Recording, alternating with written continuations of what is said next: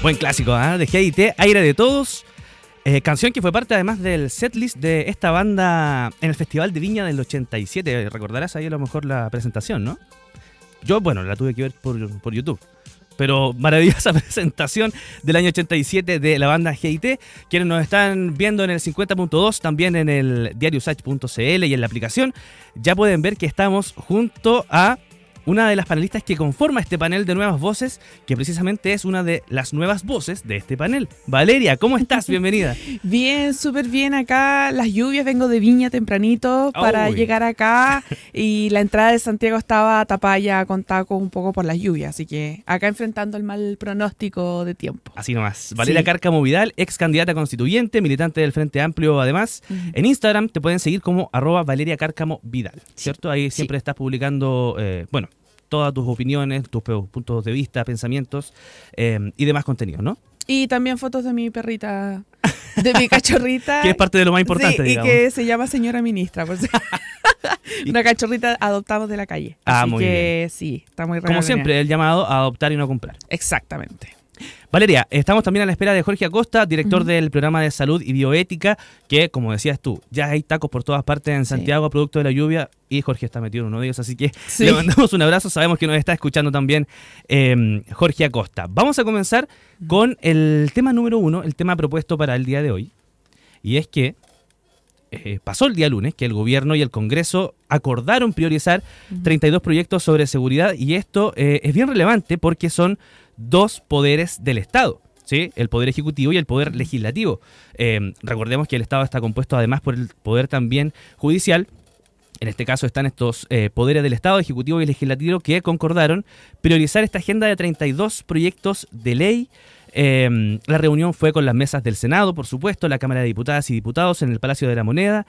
Hay varios proyectos, por ejemplo, hay 10 que van a tener prioridad absoluta, 2 van a ser despachados ahora en junio, el que tiene que ver con el Ministerio de Seguridad, también el que busca reducir las tasas de reincidencia, hay proyectos que van a ser despachados en septiembre, hay un plazo también de un año, ¿no? Para ir despachando proyectos o ir ingresando y discutiendo, bien dicho, los proyectos. Y hay varios bien interesantes, como el subsistema de inteligencia económica, las reglas del uso de la fuerza, la labor de los municipios, ¿cierto? De la seguridad ciudadana municipal, la defensoría de las víctimas, violencia en los estadios también, plazo de flagrancia, bien digo. Hay un montón de buenas iniciativas, por lo menos en el papel, Valeria, pero quiero preguntarte en términos concretos, a nivel de proyectos de los que se presentaron, a nivel de contenidos, ¿qué es lo que más destacas de este encuentro entre el gobierno y el Congreso? Yo creo que hoy en día estamos viviendo en el Congreso y a nivel también de la democracia en nuestro país diferentes liderazgos de diferentes sectores también. O sea, la presidencia del Senado la tiene Ruminot, que entiendo que es de Renovación Nacional. La presidencia de la Cámara la tiene Carol Cariola, que es del Partido Comunista, ¿cierto? Y nuestro presidente, que es del Frente Amplio. Y que hay cosas donde no hay mayor discusión cuando son materias que son transversales, como es la materia de seguridad. Y una de las cosas que ha resaltado bastante en esto del Ministerio de Seguridad, ¿cierto? Que hay que reconocer que este es un proyecto que fue presentado por el exmandatario Sebastián Piñera, que es una iniciativa de su gobierno, ¿cierto? Y que simplemente ahora este actual gobierno pone urgencia a este proyecto, ¿cierto? Para que no, como muchos proyectos que pasan en la cotidianidad, descansan en las comisiones de seguridad, por ejemplo, en el Congreso, pero el gobierno en sí agarra un proyecto de este gobierno, ¿cierto?, del exmandatario Sebastián Piñera, para poder darle celeridad y urgencia frente a la necesidad con el pronóstico de la delincuencia en nuestro país. Y yo creo que acá se marca un punto muy importante, porque no estamos hablando solamente de la delincuencia en las calles, sino que también, como mencionaba, sobre la subsistencia económica o seguridad en materia económica, es también por los delitos de cuello y corbata, que es una materia de corrupción que también ha estado atacando el país, y no solamente en la materia de las calles, que por sí, no quiero decir prioridades, pero en sí tiene un sentido de prioridad cuando se habla sobre la seguridad directa de las personas. Y esto termina reforzando la institución en materia de seguridad, ¿cierto? Y poder concentrar también el poder, ¿cierto?, en un ministerio de seguridad que se encargue netamente de esta materia. Me parece muy positivo. Valeria, pasó de todas formas que, bueno, se valora esto de los acuerdos, de conversar, de llegar a acuerdos para seguir trabajando, pero, por ejemplo, el mismo presidente del Senado, en Ruminot, decías tú, él comentaba que esto no significa que estén de acuerdo en todos los proyectos, que estén de acuerdo en el detalle de cada uno de los proyectos, sino que, cito textual, significa que lo que la ciudadanía hoy nos pide, sobre todo en materia de seguridad, es acuerdos. ¿Es este tipo de acuerdos lo que busca la ciudadanía, precisamente? Yo creo que sí, definitivamente. Yo creo que hoy en día lo que se necesita en diferentes materias de lo que está pasando es un acuerdo de seguridad, pero porque todos los sectores lo piden. Claro. Creo que no hay ningún sector político que diga no legislemos sobre la delincuencia porque estamos bien así. No, es imposible. Creo que todos estamos frente y poniendo adelante la necesidad de poder enfrentar esta materia desde todas sus áreas, ¿cierto? Y de todas las herramientas que el Estado puede entregar también. Pero sí pasa eso, o sea, pasa que obviamente hay proyectos, una cosa es el proyecto inicial, el acuerdo inicial, y otra cosa es la discusión y la bajada legislativa. Por supuesto. O sea, se va a ver cuáles son los peros que se van a poner dentro de las comisiones, si vamos a entregar o no vamos a entregar leyes que entreguen realmente una ayuda, por ejemplo, las instituciones sean de Carabineros, Fuerzas Armadas, pero directamente los que están en orden y seguridad pública, por tanto Carabineros. Ajá. ¿Cuáles son las herramientas que se van a entregar también a los municipios? Porque han actuado a través también de la seguridad ciudadana. Esto significa un tipo de policía municipal, ¿cierto? Que hacen las rondas en las comunas para ver el resguardo, ¿cierto? Que nosotros creamos o no, una luz encendida afuera para la gente, eso ya es seguridad también. La sensación de seguridad. Claro, la sensación, el patrullaje, ¿no? Y efectivamente también mantener un espacio iluminado también te entrega seguridad, ¿cierto? Pero también el patrullaje dentro de o fuera de tu pasaje también entrega esa seguridad. Pero yo creo que acá hay algo muy importante también, que creo que se obvia de alguna forma, pero que es muy importante tener acuerdo en el pacto fiscal, ¿cierto? Porque nosotros podemos hablar bonito, ¿cierto? Y decir, bueno, hablemos sobre seguridad, demos este reforzamiento en este sector, entreguemos recursos para esto, pero ¿dónde sacamos los recursos? Entonces es muy importante también mantener un acuerdo del pacto fiscal necesario, ¿cierto? Recordemos que el año pasado se rechazó presupuesto, ¿cierto? En una primera instancia, y es necesario tener un acuerdo respecto al pacto fiscal para la distribución de los recursos, ¿cierto? Para poder emplear, o sea, para que no tengamos proyectos de ley y letra muerta. Eso es lo importante, ¿no? Aprobemos leyes que después digan, bueno, ¿dónde sacamos la plata de esto? O cuál es el acuerdo que nosotros tenemos para poder solventar las propuestas que estamos legislando. Durante el último tiempo ha pasado en varias ocasiones que frente a distintos tipos de iniciativas, ideas, proyectos, el presidente de la República, Gabriel Boric, ha mencionado el pacto fiscal como una forma, o como la gran forma, digamos, la principal, de poder sustentar y poder también darle viabilidad económica y financiera a estos proyectos, a estas ideas de distintas materias, no solamente en seguridad. No se habló precisamente y en específico en este contexto sobre estos 32 proyectos de seguridad, pero al parecer, o según lo que tú me indicas, Valeria, sí debería ser parte de la discusión el pacto fiscal dentro de estos proyectos de seguridad. Definitivamente, o sea, yo creo que todos los años debe discutirse sobre presupuesto. Y este año también ha marcado hitos excepcionales que se ponen a la palestra después de mucho tiempo de hablar sobre presupuesto. Por ejemplo, cuando la agenda de gobierno habla sobre la condonación de los deudores del CAE, es porque significa también una discusión de pacto fiscal. Bueno, se va a dejar de percibir, ¿cierto?, respecto a las deudas, pero ¿cómo solventamos económicamente esa deuda que puede sostener el Estado? Y eso ya te hace decir, bueno, hay que discutir sobre el pacto fiscal y tenemos que llegar a acuerdo. ¿Cómo se va a ver en materia, por ejemplo, de impuestos? En un momento se presentó un proyecto, se discutió un proyecto hace 4 años, si no me equivoco, que era sobre la materia del impuesto, por ejemplo, a los súper ricos, proyecto que se rechazó ya de plano, pero que también hablaba en los recursos de la riqueza, ¿cierto? Y de un pacto fiscal, porque el día de mañana, si tú quieres proponer cosas, al final decís, oye, ya, pero ¿tenemos plata para esto? Porque es lo necesario y lo esencial para que nosotros podamos mover en materia legislativa, ¿cierto?, las propuestas que están legislando. Entonces, claro, si nosotros queremos hablar de los 32 proyectos priorizados, ¿cierto?, por el gobierno con un acuerdo del Congreso, no puedes avanzar en materia legislativa sin tener un acuerdo fiscal, ¿cierto?, un pacto fiscal. Ajá. Y aprobar también la reforma, lo que sea reformas tributarias, ¿cierto? Pero eso termina siendo el corazón también del movimiento en el Congreso y en el país para poder emplear la legislación que se aprueba. 9 de la mañana con 21 minutos, estamos en vivo en Radio Usach, estamos en la Usach, estamos junto a Valeria Cárcamo Vidal, militante del Frente Amplio, y también le damos la bienvenida a Jorge Acosta aquí al estudio. ¿Cómo está, Jorge? Muy bien, muy buenos días. Costó la llegada. La demora.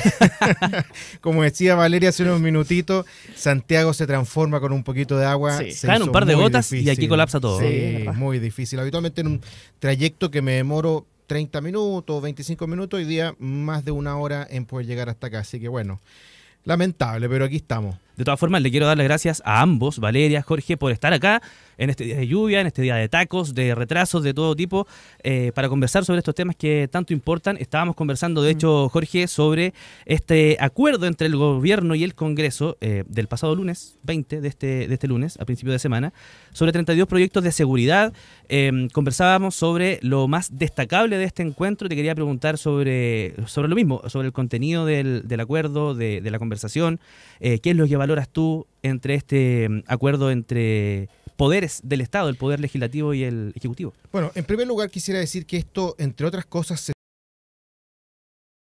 ha sido la propia izquierda radical la que ha cambiado de posición frente a la seguridad. Y esto no lo digo yo, lo han dicho sus propios representantes. Recordemos las palabras de la actual alcaldesa de Santiago, Iracy Hasler, cuando dijo que su sector político no le había dado la importancia a la seguridad hace 2 años atrás.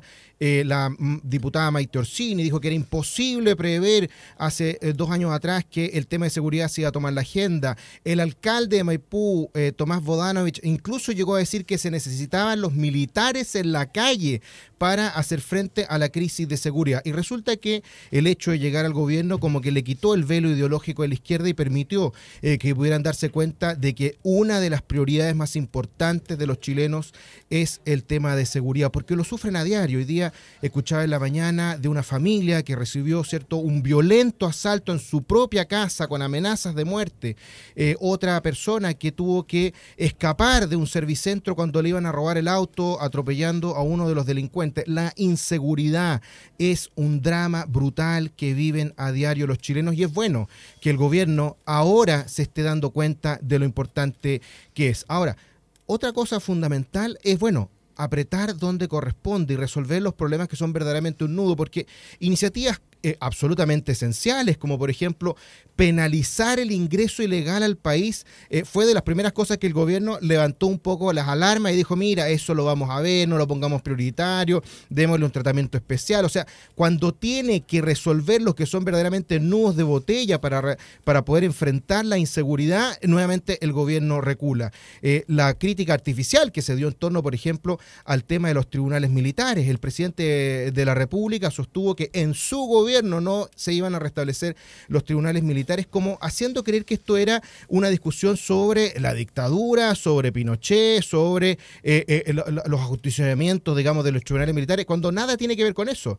Tiene que ver justamente con cómo entregamos protección a las personas que nos van a dar protección, a los militares y a los carabineros, porque no puede ser que hoy día sea el perseguido el militar que utiliza su arma o el carabinero que utiliza su arma. Muy por el contrario, ellos representan al Estado de manera formal, porque fue el Estado el que le entregó el monopolio de la fuerza, y si tienen que utilizarla para defendernos, corresponde. Y muy por el contrario, llevar esta discusión hacia otros aspectos simplemente la enrarece. Hoy día parte el juicio, por ejemplo, contra el carabinero que fue acusado de tirar, ¿cierto?, por el puente del río Mapocho a un manifestante después de los hechos de octubre de 2019. Bueno, la fiscal Chong, que decía que esta persona iba a tener varios años en la cárcel, después le ofreció llegar a un acuerdo. La fiscalía le ofreció llegar a un acuerdo. ¿Por qué? Porque se dieron cuenta que no habían argumentos para aquello. ¿Cómo no olvidar? ¿Cómo no recordar? Perdón, cuando el presidente de la República, la ministra Vallejo y muchos de los actuales miembros del gobierno y del oficialismo criticaron, por ejemplo, a Carabineros por haber utilizado su arma y defenderse cuando fue atacado por un malabarista en Panguipulli. ¿Cómo no quieren que lo quememos todo?, nos dijo una diputada.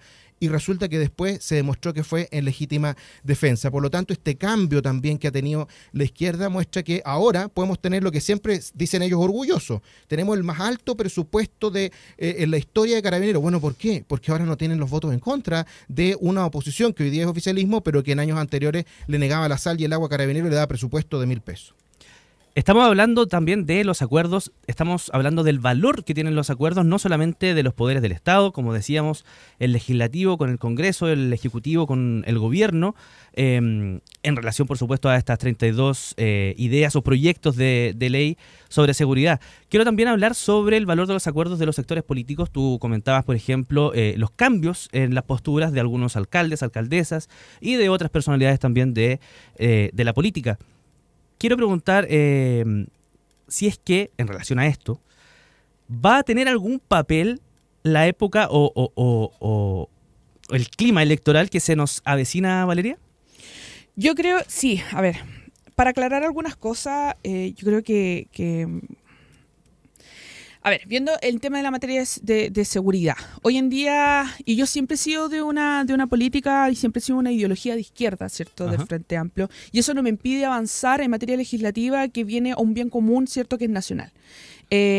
Cuando uno no quiere, por ejemplo, seguridad, es porque también desconoce un proyecto político y que ofrece también en materia de seguridad.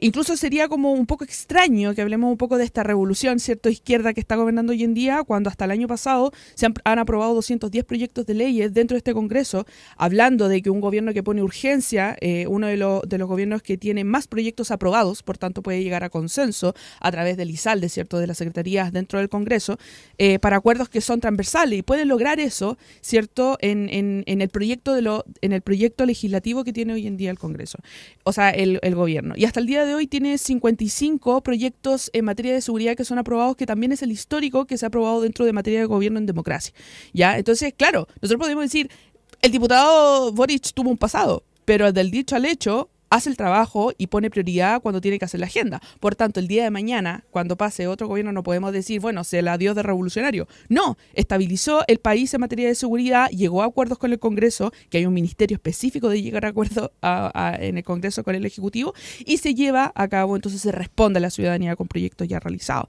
El tema de los tribunales de los tribunales militares, ¿cierto?, para que la gente entienda, hoy en día estamos en un Estado democrático, un Estado de derecho, ¿cierto? Por tanto, todas las personas, independientes de su investidura, tienen que responder, ¿cierto?, ante los tribunales de justicia ordinarios que nos legislan absolutamente a todos. Acá no tiene que existir una diferencia por su investidura, ¿cierto? Por tanto, por ejemplo, cuando se dio la discusión del primer proyecto fallido, ¿cierto?, constitucional, se discutió sobre el tribunal indígena, y eso también fue uno de los factores que dijeron no, para este proyecto no, pero cuando hablamos de tribunales militares que también son separados en materia en específica, decimos que sí. Entonces, yo igual digo, la derecha debería ponerse de acuerdo en cuál es su ideología, la cual escasea hoy en día la ideología de derecha y no sabe cuál es su agenda también. Entonces, cuando nosotros hablamos de tribunales militares, estamos hablando de unos principios de legalidad, de justicia, ¿cierto?, en nuestro país, que nos legisla constitucional, ¿cierto?, lo que es la materia de fiscalía. Yo te conozco, en verdad, si la fiscal Chong ofreció acuerdo.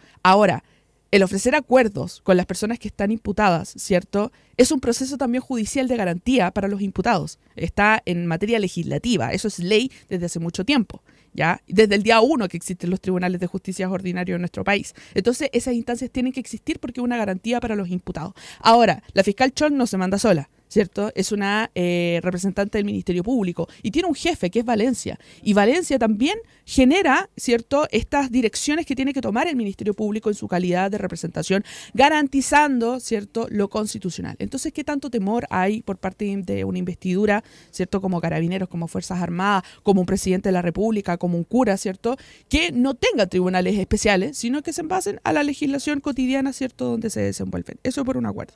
Pero lo otro también tiene que que ver en cómo dice, por ejemplo, una pintura donde había como una transición de Gabriel Boric, que lo encontré maravilloso, fue muy chistoso en esa materia. Pero claro, él dice algo muy certero. Una cosa es ser diputado, una cosa es ser activista y otra es ser presidente de la República. Menos mal que no está legislando un presidente de la República, ¿cierto? Y que no está llevando un acuerdo un activista político hoy en día, porque tiene que darse cuenta, cualquier presidente de la República, en su momento también lo hizo Sebastián Piñera, cuando tuvo a la derecha, en una extrema derecha, ¿cierto? Los pinochetistas y todos ellos, los tuvo en contra porque él tenía otro acuerdo transversal frente a la realidad del país, ¿ya? Y también generó muchas rencillas en la derecha. Como también Gabriel Boric puede generar rencillas, ¿cierto?, en la izquierda, que es más radical en la postura respecto a materias legislativas, de seguridad, etcétera. Pero él tiene que, y está tomando una postura bastante transversal. Por eso lo han criticado, por ejemplo, de amarillo. Y no tiene que ver con que su ideología ha cambiado, sino que es la investidura que hoy en día representa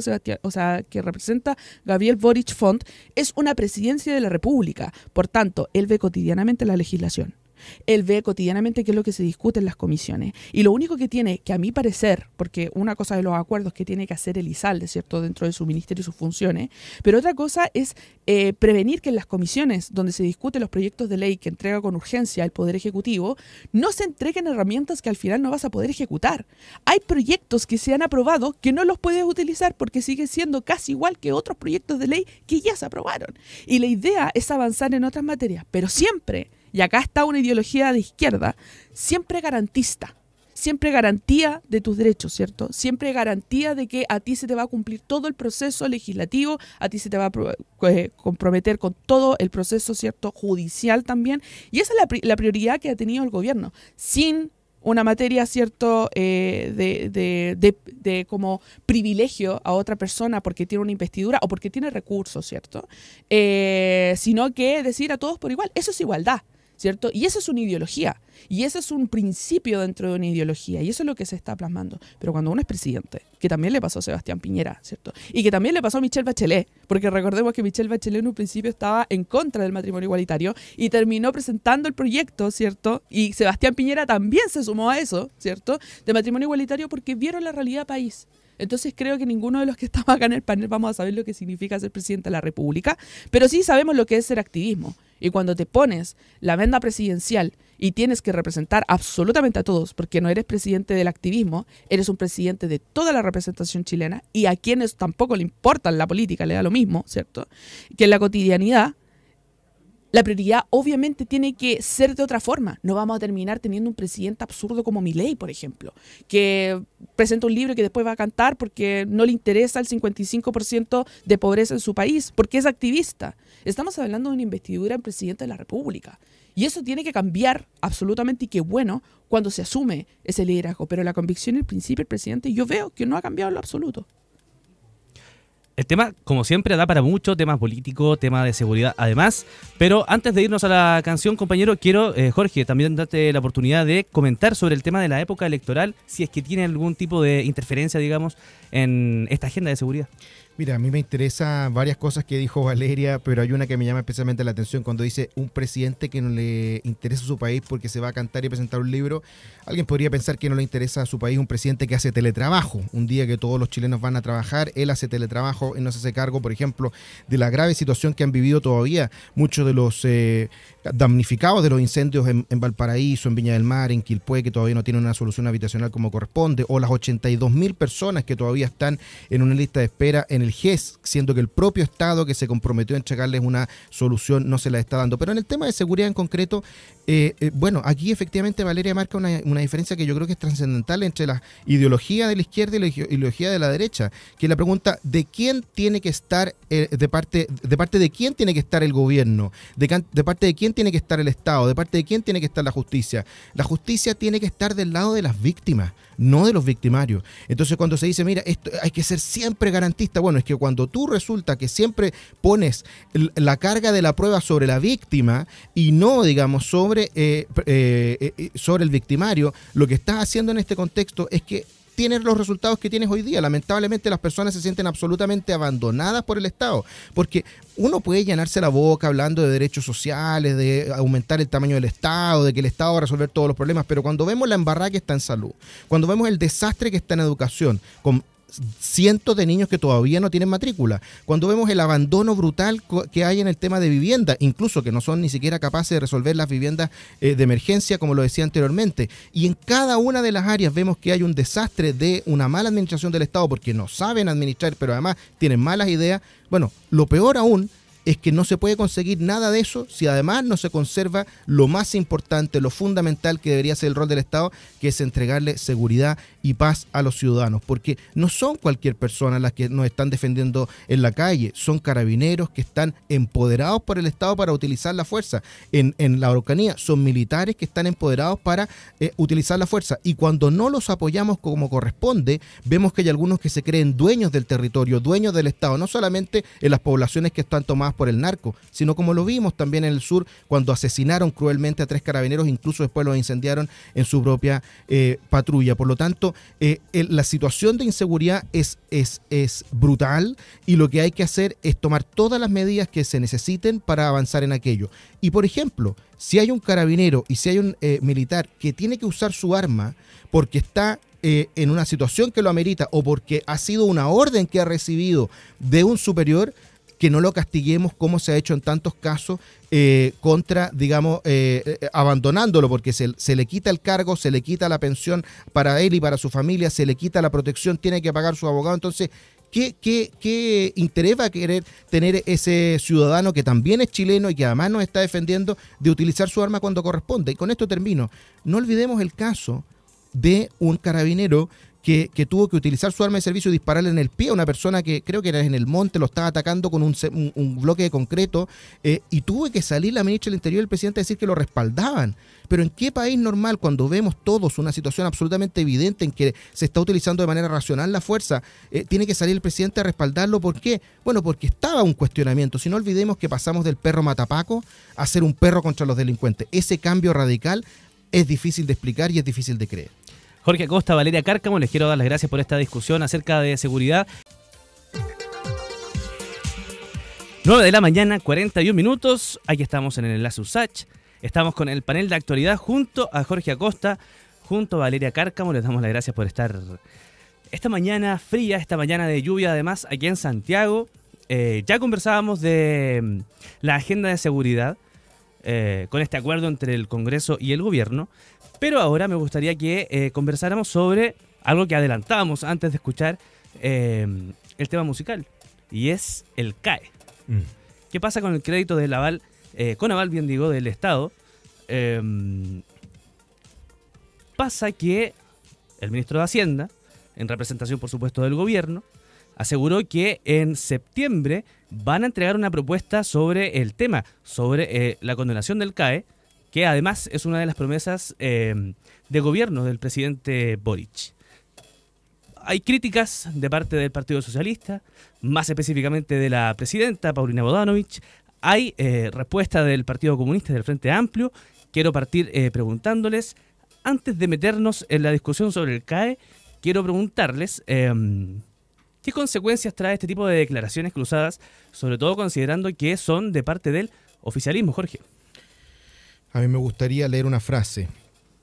Esto del ofertón de la condonación del CAE no es posible y creo que solo se hace por motivaciones electorales. ¿Usted creerá que esta es una frase de la oposición, de la parte más ácida de la oposición? Pero la verdad es que no. Es justamente la presidenta del Partido Socialista, partido oficialista, puntal del gobierno, y por una presidenta que es senadora, que ha mostrado su destreza política y que ciertamente le pega a una línea de flotación de uno de los proyectos emblemáticos del gobierno y retrata de cuerpo entero la discusión que se está viviendo al interior del gobierno. No olvidemos que esto hay que mirar, como dicen los gringos, el big picture. Hay que mirar la foto grande, y aquí ¿a quién está defendiendo la senadora socialista y presidenta del partido? Está defendiendo a su ministro de Hacienda, está defendiendo a Mario Marcel, quien ha dicho surtidas y reiteradas veces que no hay los recursos para poder pagar esto. Estamos hablando de 12.000 millones de dólares. Eso es equivalente a 3/4 del presupuesto anual de salud. Es como que dejaran de existir por una política como esta 3 de cada 4 hospitales, consultorios, centros de salud estatales. ¿Para qué? Para pagarle el CAE a quienes no lo pagan. Es decir, es absolutamente desproporcionado. Esta es una más de las irresponsables propuestas que traía en el programa de gobierno el presidente Gabriel Boric y que se ha bañado de realidad y se ha dado cuenta de que no es posible llevarlo a cabo. ¿Pero por qué lo levanta el gobierno? Por 2 razones muy sencillas. Uno, porque este es un año electoral, porque hay que agudizar las contradicciones, porque hay que mostrar las diferencias entre unos y otros. Y 2, porque sabe que si pierde le puede echar la culpa a la oposición. Por eso lo va a lanzar en septiembre, a un mes de las elecciones municipales y regionales. Por lo tanto, evidentemente, esta es una estrategia que en el papel parecía muy buena, pero no contaban con la astucia de que también los socialistas no se iban a prestar para una irresponsabilidad de marca mayor, sobre todo considerando que ya las arcas fiscales están en torno al 40% del PIB de deuda. Es decir, hemos crecido en un estado endeudado, dejamos de tener reservas y hay políticas como las que se están promoviendo ahora por parte del Frente Amplio, el Partido Comunista, que nos dejarían en una deuda mucho más grande. Y la pregunta que uno se hace es, ¿acaso no hay nada mejor en que gastar esos 12.000 millones de pesos? ¿No se podrían gastar disminuyendo las listas de espera, aumentando, por ejemplo, la capacidad de poder recibir a esos alumnos que no tienen matrícula, mejorando las condiciones de seguridad? No hay nada más en qué mejor utilizar esos recursos que condonar una deuda, sobre todo considerando que, a ver, la propuesta que se está dando para condonarla es aumentar el impuesto a los trabajadores en un 3%, es decir, a aquellos que ya pagaron, además le paguen a los que no pagaron, una injusticia de marca mayor. Valeria, ¿qué busca Paulina Bodanovich, presidenta del Partido Socialista, con estas declaraciones donde ella misma ha dicho que es crítica de esta idea de condonar la deuda del CAE? ¿Qué es lo que busca? Y además te quería preguntar si es correcto o se debería opinar de esta forma tan categórica sin tener aún la propuesta que se va a presentar, digamos, en septiembre. Bueno, hay un motivo porque... ahí el motivo por cual yo no milito en el Partido Socialista. Ajá. Porque desde siempre hemos tenido esa diferencia, no es algo de ahora. Siempre el Partido Socialista con el Frente Amplio y el Partido Comunista hemos tenido esta diferencia respecto al crédito aval del Estado, ¿ya? Acá existe una materia donde hay que explicar el panorama. Hay que explicar el panorama de Chile, ¿ya? Primero, en la materia constitucional, porque la educación no es un derecho garantizado en sí, ¿ya? Que el Estado de Chile en sí tiene que ser subsidiario. Eso es algo constitucional de alguna manera. Por tanto, donde no llega el Estado tiene que entrar el privado. Así ha funcionado, ¿cierto?, las garantías de instituciones respecto a derechos sociales que hoy en día debiésemos tener en nuestro país. Le voy a dar 2 ejemplos. Uno, para la garantía de salud existe la ISAPRE, que hoy en día está funcionando más como una aseguradora, pero existe la ISAPRE ¿para qué? Donde entra el privado, donde no puede ir el Estado, entra el privado, ¿cierto? Y hay una garantía. Y la segunda es en materia de educación. El Estado no puede entregar gratuidad a todas las personas porque el Estado de Chile no garantiza la educación, ¿ya? Por tanto, personas o hijos de obreros o de obreras no pueden entrar sin crédito aval del Estado, ¿cierto?, a las universidades porque son impagables. Un ejemplo, la carrera de odontología bordea los 8 millones de pesos anuales. Yo no sé, con sueldo mínimo de 500.000 pesos realmente le alcance pagar esa cantidad de dinero, ya, en un año. Entonces, cuando tú tienes ese panorama, entiendes que entra el CAE, tal como el ISAPRE entra para la salud, el CAE entra para la educación, como una garantía de deuda, ¿cierto?, para que los estudiantes puedan ingresar a la universidad. Imagínate que hoy en día los datos dan que alrededor del 70% de los que están con CAE están recibiendo un sueldo de 700.000 pesos, con una deuda que se va acumulando por años. No estamos hablando de una deuda que te prestan 2 años y pagas 2 años. Estamos hablando de una deuda que te prestan 2 años y pagas 10. ¿Ya? Durante una deuda prolongada, ¿ya? Sin discutir, inclusive, viendo los intereses dentro del CAE, porque tú también estás pagando a un banco, ¿cierto? Pero también están los intereses, por tanto terminas pagando casi 2 carreras por un crédito aval para una sola carrera, entendiendo que tampoco te garantiza buenos sueldos para poder gastar eso. Entonces, tenemos ese panorama. Ya vemos lo que en una primera faceta lo que pasó con las ISAPRE y con la salud. Terminaron de alguna forma haciendo un salvataje a las ISAPRE, ¿cierto?, con la ley corta de ISAPRE en el Congreso Nacional por aplicación de tablas de factores. Pero hoy en día estamos viendo el crédito aval del Estado. ¿Ya? Y con el crédito aval del Estado, ¿cierto? Con lo que se está viendo es que tienes el crédito aval del Estado y por otra parte tienes la gratuidad. ¿Ustedes sabían que hoy en día las universidades o las mejores universidades de Chile, que por ejemplo la Universidad de Chile, que es una universidad pública, la mayoría que ingresan es que vienen de colegios particulares para poder estudiar, por tanto pueden sustentar económicamente, ¿cierto?, una carrera. Pero las otras familias chilenas no. En un porcentaje incluso anterior de que se aplicara el CAE, es decir, estudiantes se endeudan para poder estudiar, ¿cuánto era el grado de titulación o grados de titulados de universidades existían en nuestro país? El mínimo, porque no se podían acceder a los aranceles universitarios. Y dentro de eso, como había mencionado en un principio en nuestro país de subsidiariedad, donde no llega el Estado, entra el privado. Por tanto, también entraron las universidades privadas en este sentido. Entonces, veamos que estamos en un país donde la educación no se le garantiza a las personas que me están escuchando, a menos que se deuden a través de los bancos. Y frente a eso, está la discusión con el Partido Socialista que siempre ha existido. Y en su momento también con Michelle Bachelet fuimos oposición en materia de educación, porque para nosotros como Frente Amplio, ¿cierto? Iba a hablar por el Frente Amplio, no soy el Partido Comunista, pero por lo menos desde nuestra línea como Frente Amplio, es escuchando la línea estudiantil. Esto no sale de nosotros de la noche a la mañana.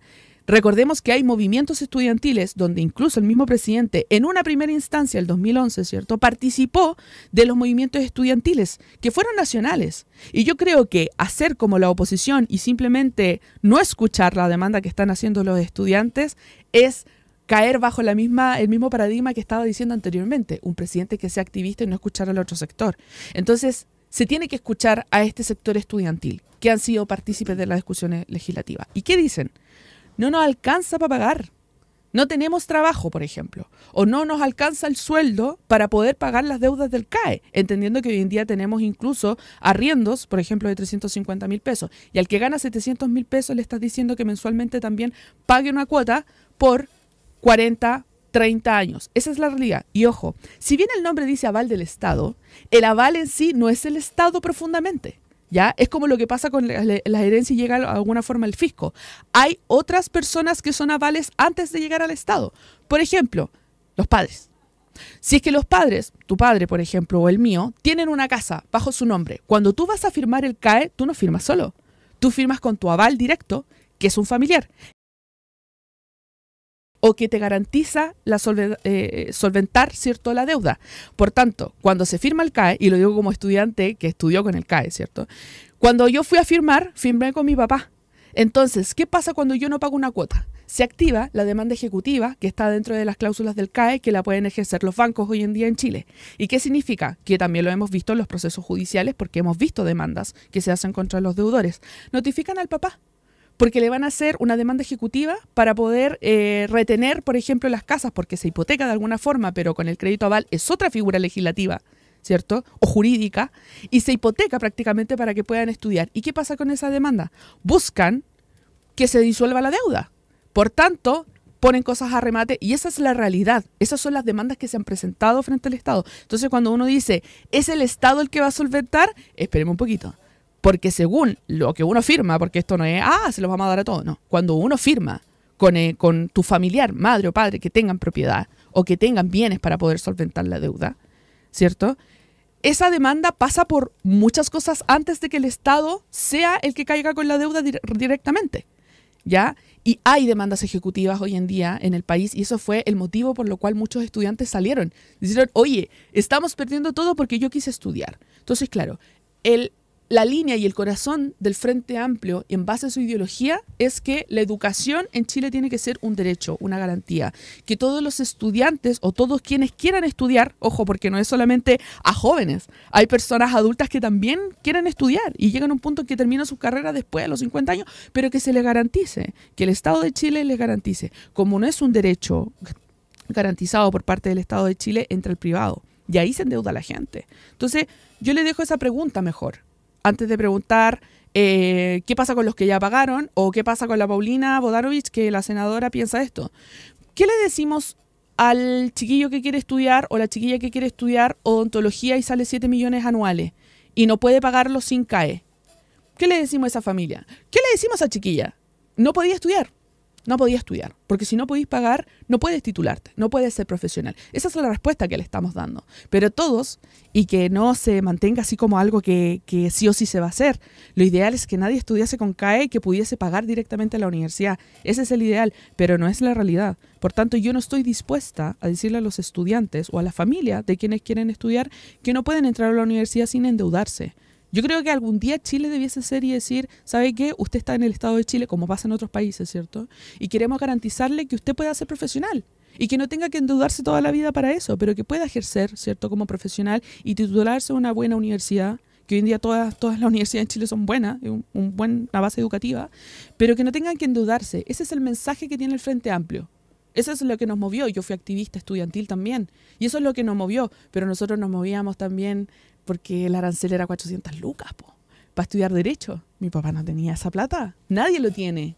Creo que nadie lo tiene. Hay un porcentaje que sí lo tiene, obviamente. El 1% más rico de Chile, yo creo. Pero en sí, en ese momento, cuando a tu padre o tu madre le piden 400 lucas para que te puedas matricular recién, a nadie le alcanza. Pero ¿quién va a defender a esas personas? Que es la mayoría del país. De los que tienen con crédito aval del Estado. ¿Qué le vamos a decir a esa familia? ¿Ya? Y yo creo que ahí es donde nosotros tenemos que resolver el problema, porque el problema está hace mucho tiempo. Y tenemos que decir, esa discusión la tenemos que dar. En el Congreso van a haber diferentes opiniones, definitivamente. Yo probablemente, no quiero ser pesimista, pero va a haber una discusión muy dura respecto al CAE y se van a poner otras cosas encima. Pero el corazón del Frente Amplio no va a cambiar respecto a la condonación y sabemos que es una lucha que llevamos hace años y va a llevarse por muchos años también. En Instagram, @Valeria Cárcamo Vidal. En Instagram también, Doc Jorge Acosta. Así, ¿cierto? Doc Así Jorge es, Acosta te pueden encontrar. Jorge, tú me comentabas, para volver un poquito atrás, sobre temas económicos, de cuál es el gasto fiscal que significaría condonar la deuda del CAE. Quisiera también saber, en términos económicos, también de gasto fiscal, si es sostenible continuar con el CAE. Bueno, lo que pasa es que siempre van a haber necesidades múltiples y recursos escasos. Es una definición de la economía, digamos. ¿Ah? Y es súper importante darse cuenta de esto. Por ejemplo, yo le pregunto a Valeria, si hay una persona que estudió con el CAE y que le va bien y que es profesional y que gana buenas lucas, ¿esa persona debería pagar el CAE igual o no? ¿Cuánto es el porcentaje? Lo que tú le pongas. No. ¿Cuánto es? O te lo pregunto al revés. ¿Cuánto debería pagar esa persona para que te parezca? ¿O en ningún caso debería pagar? Es que yo acá en la discusión, estimado, vengo con números.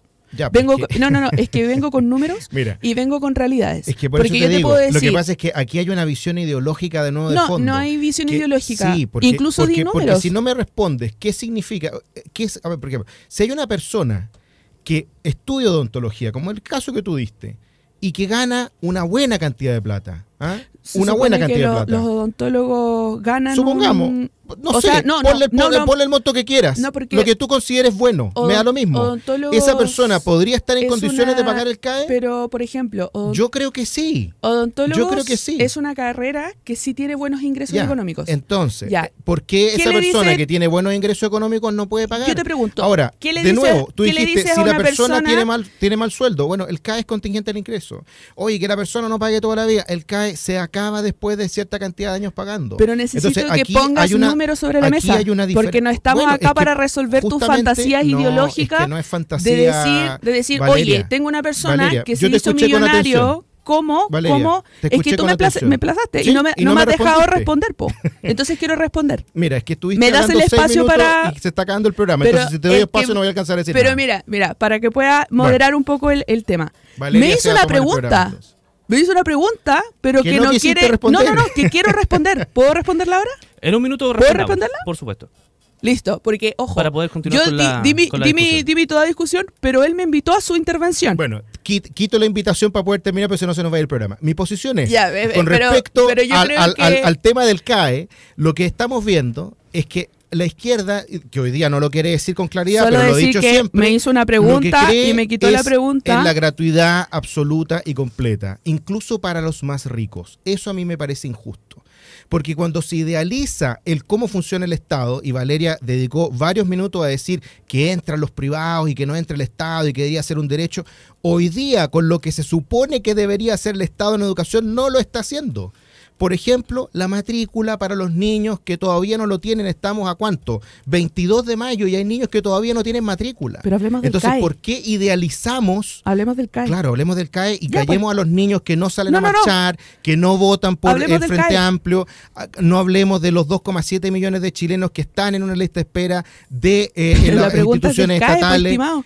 Tiene mucho que ver, porque cuando tú idealizas a la función del Estado y crees que hay recursos para todo y crees que por estar en el Estado se va a resolver, no te das cuenta de que hoy día el Estado está abusando y maltratando a las personas que están en lista de espera, está abusando y maltratando a los niños y a las familias que no tienen matrícula, y estamos malgastando los recursos, por ejemplo, de personas que sí lo pueden pagar. Yo lo que digo es súper sencillo: si alguien necesita apoyo para poder estudiar, se le tiene que entregar el apoyo. Pero si el día de mañana esa persona tiene ingresos, tiene recursos y lo puede pagar, que lo pague en la medida de lo que pueda. ¿Qué es lo que, si eso significa mejorar las condiciones del CAE, se mejorarán las condiciones? Pero me parece súper injusto que el Estado, que tiene estas enormes deficiencias, le tenga que subvencionar a los más ricos la plata que le está quitando a aquellos que están en la lista de espera o a aquellos que no tienen matrícula. Ese es mi único punto. Les prometo que estaría toda la mañana yo en esta conversación. Me encantan los debates que se dan aquí en el Enlace USACH, en este panel de Nuevas Voces, y les quiero agradecer además Sí, sus pero posturas. solo decir. ¿Sí? Esto no es un debate. O sea, yo creo que... Sí, fue más monólogo, No. Yo creo que hacerme la pregunta y no me dejarme responder. La respondiste, y Valeria. basarse Sí. su diálogo en base a algo que no me dejó responder no es un debate. Pero midamos Ya, los minutos, hagamos el entonces- ejercicio para la próxima semana. Entonces yo creo que eso, estas son ideologías, simplemente. Pero yo creo que si vamos a hacer una pregunta del CAE, no sé, pues no hablemos de los tribunales militares, que citó también lo mismo. Entonces, si Eso hablemos fue el panel cosas en anterior, específico, si hablemos en específico, hablemos de los temas, me parece bien. Pero no dio respuesta del CAE. Nada. No habló del CAE. No me escuchas. 10 de la mañana en punto. Valeria Cárcamo Vidal, muchísimas gracias por ser Gracias parte a del ustedes. panel de Nuevas Voces en esta conversación. No lo dejamos como debate, lo dejamos como conversación. Exacto. Jorge Acosta, director del programa de salud y bioética del Instituto Red Pública. Muchas gracias a Muchísimas ustedes gracias por por la estar invitación. en este panel. Muchachos, hay un límite. Eso es lo que nos dice Al Este. Banda chilena, y con este clásico hay un límite que rompe el deseo. Vamos a la música en Radio USACH.